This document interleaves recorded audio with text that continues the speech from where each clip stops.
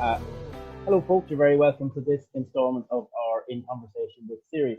Today, I'm joined by Senator from Kildare South, Fiona Loughlin. She's a Fianna Fáil senator. Before this, she served as a town council in Kildare from 1994, then was elected to Kildare County Council in 1999 until 2016. She then served as a TD in Kildare South from 2016, where she also served as the chair of the Education and Skills Committee.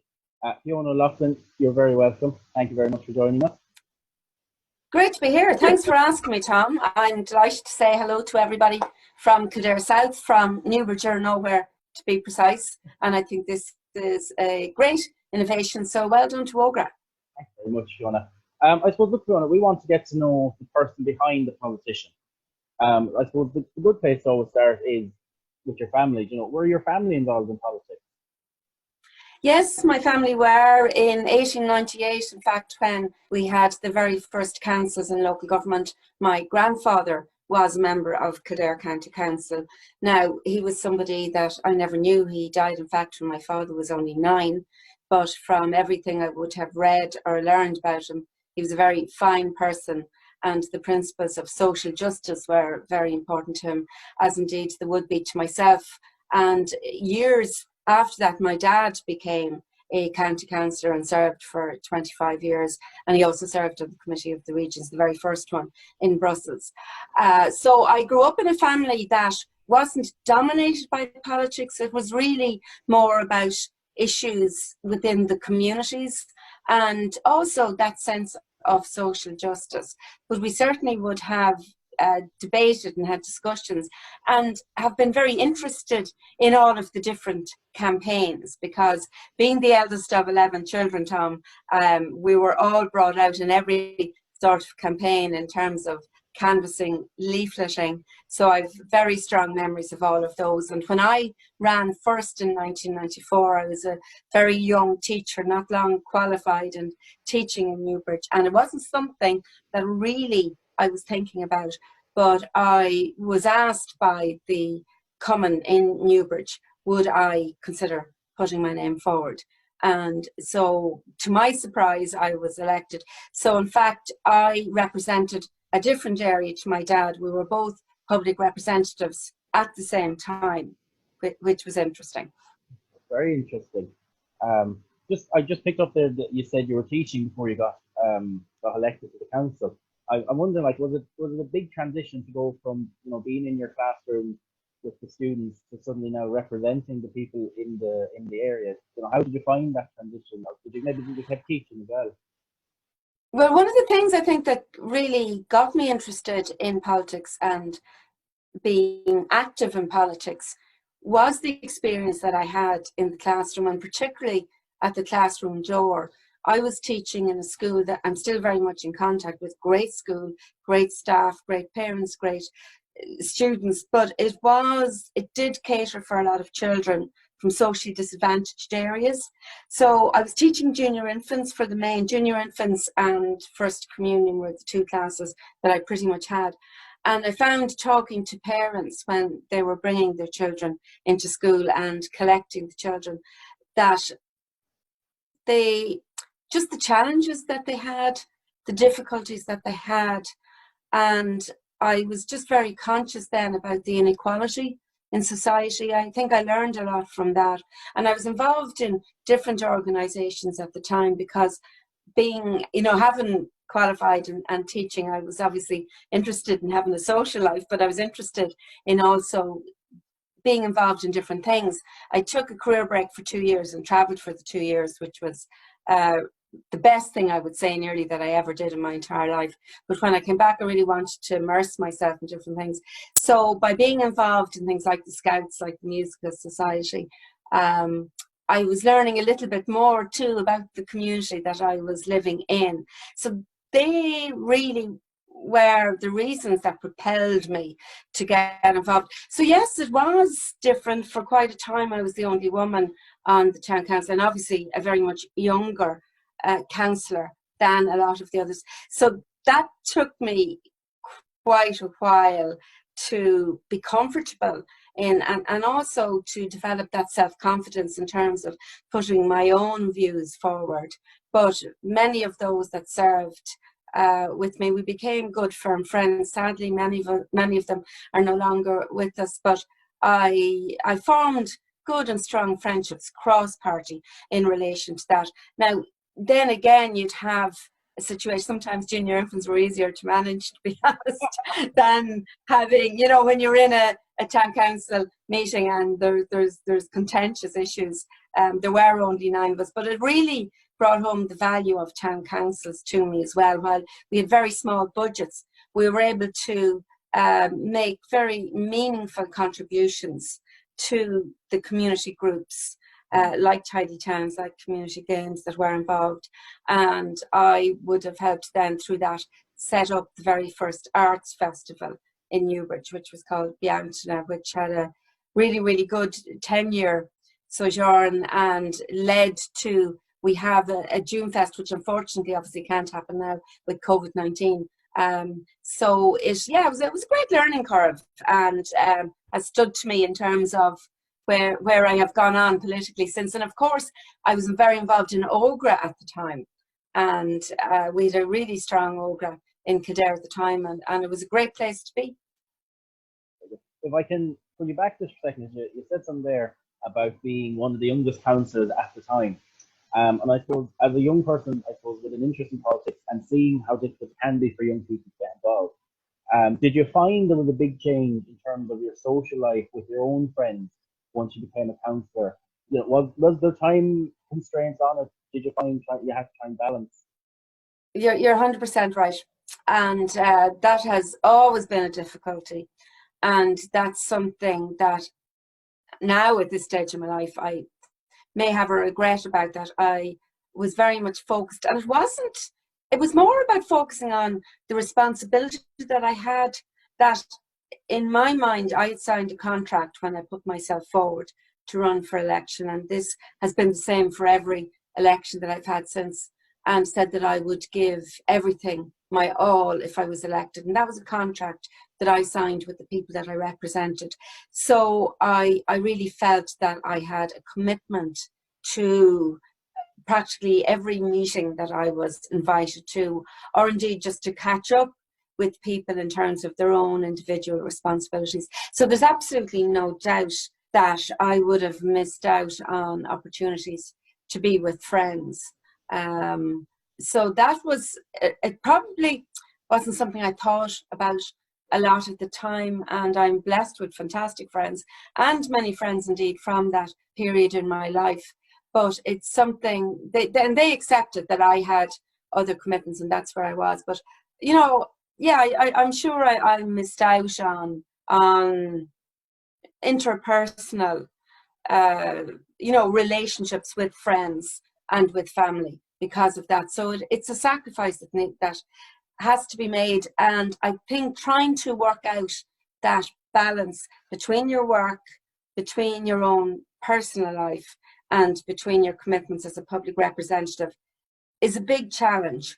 But I would suggest, you know, to anybody getting involved in public life to try to address that at an early stage. I suppose just because you mentioned Ógra and we are on the Ógra Facebook page, I do want to ask you about it. So look, you've always been a great friend to Ógra and still are a really good friend. You've always been very good to us. I suppose I want to ask you what value maybe you found in getting involved with Ógra. I know you got involved at a fairly young stage with us. Well, I suppose initially, to be perfectly honest, we lived out the country, and when we were 17, we were put on the insurance of my mum's car, which was great. And I see my niece and nephew are sort of reaching that at that point, and they live out there too, and they can't wait to get driving. And it was always, you were always given the car if you said you were going to an Ógra meeting. So it was a way of socializing as much as anything else. And I think that's important, because if you are making a commitment to go to a meeting or to go to a function, there has to be something enjoyable about it. Like it's good to be a learning experience and to have the opportunity to have your voice heard. But I certainly remember really appreciating that senior members of the party came to our meetings and listened to us and took our views on board. but there has to be a bit of crack involved in it as well too. And having been at some of the Ógra functions, Tom, that you've been at yourself, I think there's still a good element of crack in Ógra, and I think that's really important. Absolutely, I suppose it's, nothing is any good unless you're enjoying yourself in it. That's it. Yeah. I suppose one thing I want to ask you about, you're a big ambassador for special needs, and you have been throughout the years. And I suppose I want to talk to us maybe about that. What drove that for you? Maybe what started you on that? Is there something? Yeah, there is something personal in that. I have a brother who's Down syndrome, Cahill. He's 45. He was 45 2 weeks ago, and we normally have a big bash. And unfortunately, obviously, we couldn't this time around. And Cahill has been an inspiration to our family. He's the 9th of 11, and he's very much the heartbeat. He lives with my mum, and we're just incredibly lucky that the two of them are there together during this period of isolation, because they're great friends and they've a lot of things in common, a lot of interests in common. And he's just a great brother to have. But because of that, I was a volunteer with Special Olympics. Didn't do a huge amount, but a little bit. And then when Special Olympics were coming to Ireland for the World Games, I thought, my God, wouldn't that be the most incredible thing to be involved in? And I was lucky enough to meet Mary Davis, who's an incredible person.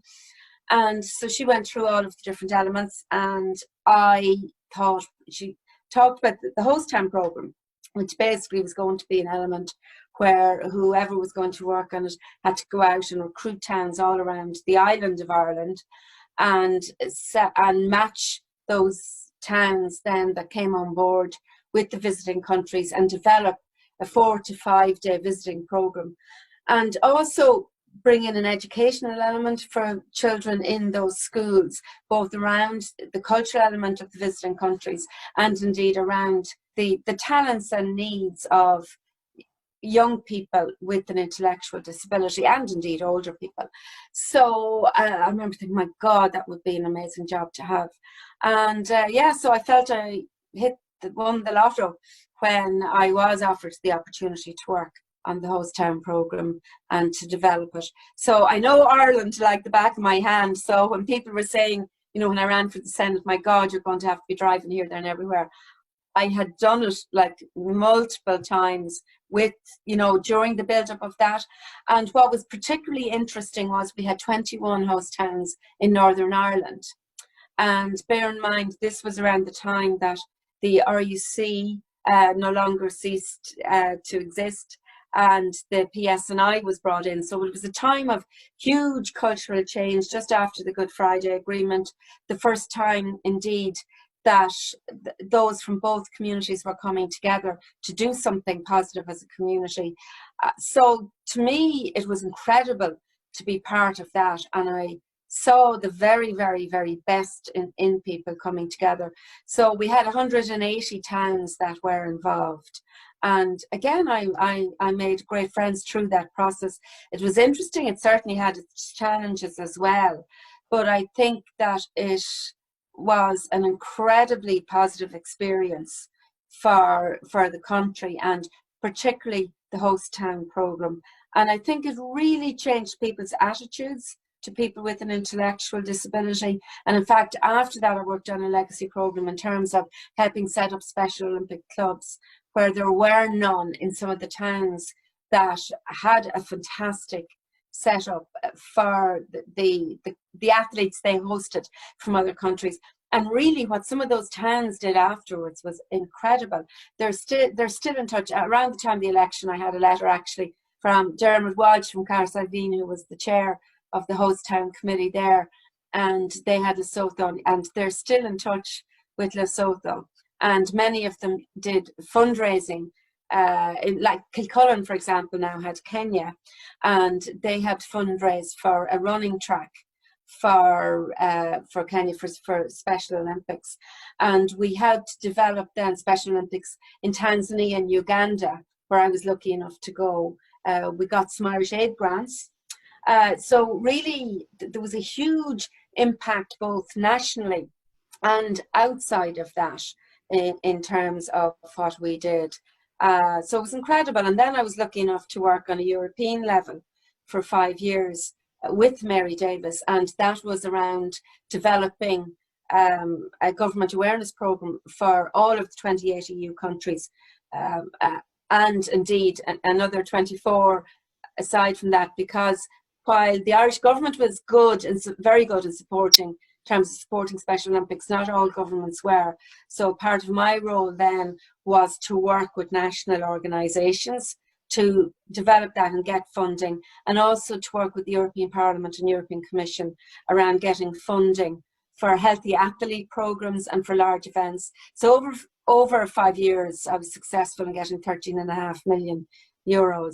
So that's what I was doing actually up to the time that I was elected to the Dáil, combining all of that with my work as a county councillor. But very interesting work. I learned a lot, and you know, sometimes people talk about going into politics at a young age or at an older age, and while I always enjoyed my work at a local level, and I really believe in the importance of local government, I always said if there was an opportunity to run at a national level, I'd be interested in that. And to be honest with you, for a long time, I didn't think, you know, I would have that opportunity. But I focused on other things that I could do in my life as well. So I'll always be very thankful that I had the opportunity to work with Special Olympics. And sometimes, you know, and I would say that maybe to Ógra members who may feel that they may not get a chance in their own constituency for a long, long time. You know, like it's about other things that you do in your life at the same time, and they may help propel you into public life, because a lot of it's about luck, a lot of it's about being in the right place at the right time, and that happens at different times for all of us. Oh, you're so look at. I think that the work that you do and have done, like, it's absolutely amazing, and I think that's a really important message there at the end as well. That it is important that we get involved in our communities and that we help out all these different causes. Because I suppose at the end of the day, it's about the people that are around us and the people that, you know, those the young politicians want to represent. But they need to know them and they need to be able to work for them. I think that's probably the bottom line on it. Absolutely, and it was something that really informed me during my time as chair of the Education and Skills Committee in the Oireachtas, and just the whole disability area. I took part then also in, we had joint committees, believe it or not, that's what it was called, in relation to the Committee for Social Opportunities and the Health Committee also, in terms of looking at barriers for people with disabilities accessing work and education and all of that. So I feel that I learned a lot from my time, and increasingly I find just even, you know, within my own constituency of Kildare South, I am coming across those barriers that are still there. While I think we have improved in education at some level, so much more needs to be done, and I feel I have that experience to bring to that. But of course, I particularly in my 4 years as a TD, I would have worked with people who had like many different challenges and many different problems, that it wasn't confined to that. But I suppose that was something I felt I had something extra to bring to. Absolutely, and I suppose, look, you're back in the office now, and so you're there to be able to share your experience with the people. But I suppose I want to ask you about the different types of campaigns you've been on, because you've been on the town council, you've been the county council, you've been the Dáil, you've been the Shannon. For each of those, obviously, you've had to run campaigns, but of course, I can't imagine that they've all been the same. I suppose, what one did you find the most challenging? Or maybe there wasn't one, but, you know, was there one that you thought, you know, this is tough to get through? I suppose obviously you got through them. But the general election 2020, the one that happened on the 8th of February, I actually found that campaign difficult, not knowing that the result was going to be a negative one, but I actually did find that difficult. I found that, you know, when I was battling with that whole thing, oh, Fiona's going to head the poll, she doesn't need your vote, la da da.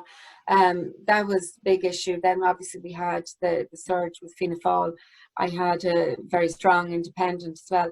And I did find that campaign challenging. To a certain extent, I think your first campaign can be your hardest.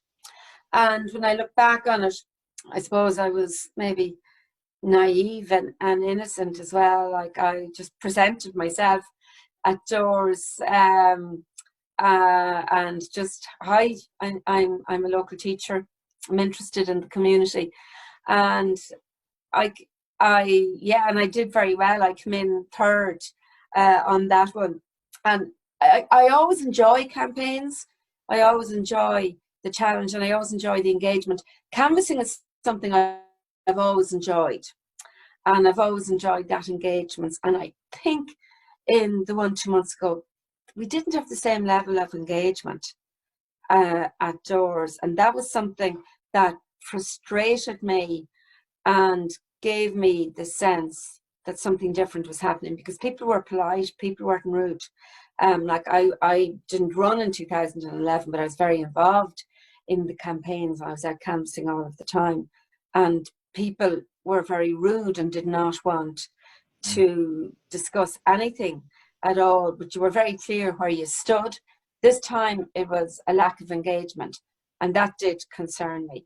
So in terms of the differences, like obviously taking on a general election campaign in 2016, taking on a much wider area was a challenge, a big challenge, but it was something that I was gearing myself towards for a year. I was on the ticket for not that long before the actual election, but I felt I had something to prove, and I was just out there to do that. And that had its challenges, and it also had its challenges, you know, because financially you're obviously putting yourself on the line in terms of doing something like that. And thankfully it went the right way. Obviously it didn't. By a mere housing estate, you could say, I lost the general election in February. But the Senate election was different, because logistically it's a big issue. You're trying to get around to as many people as you can. I enjoyed the engagement. It was a very different type of engagement. And I have to say, I was hugely impressed with the level of representation that we have from our local councillors right around the country. Met some fantastic people, met some great new young councillors that were just elected.